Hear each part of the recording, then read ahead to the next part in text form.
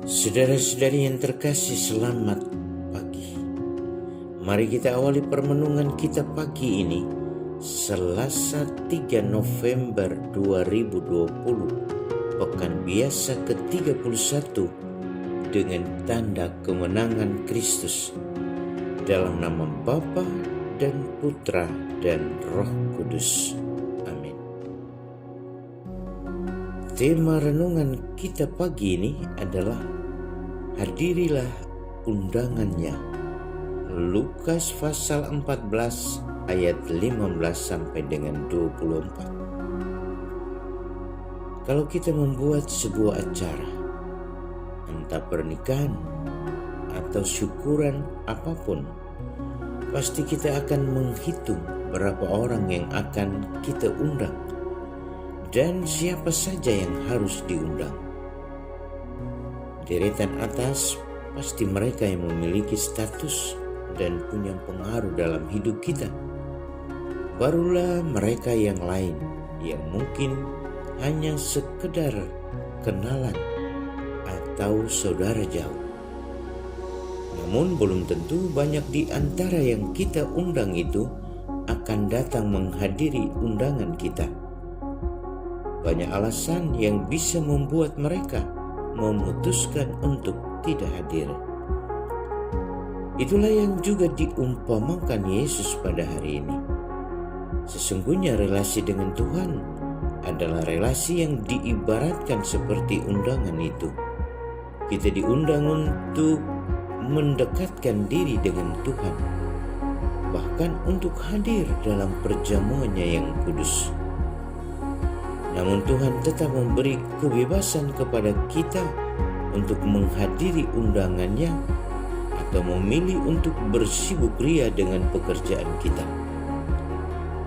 Dalam perumpamaannya hari ini, Yesus mungkin saja mau mengatakan kepada orang-orang Farisi bahwa merekalah yang termasuk dalam deretan paling atas dari para undangan Tuhan.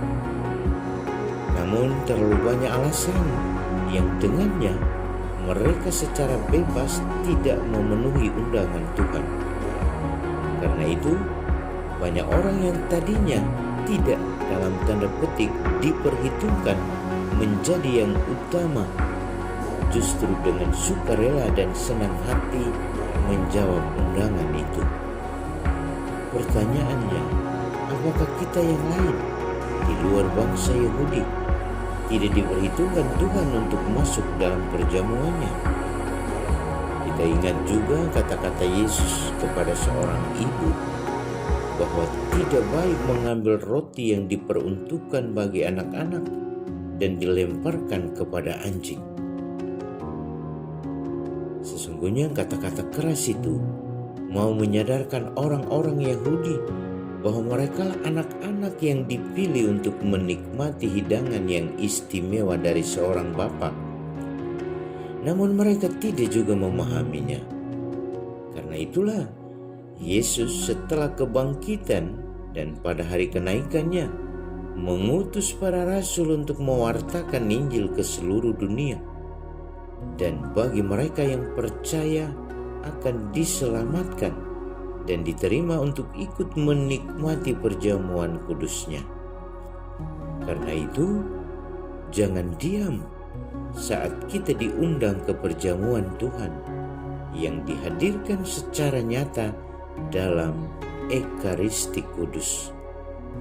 Kita bercermin pada Sang Sabda yang mengatakan, "Pergilah ke semua jalan dan persimpangan, dan paksalah orang-orang yang ada di situ masuk, karena rumahku harus penuh."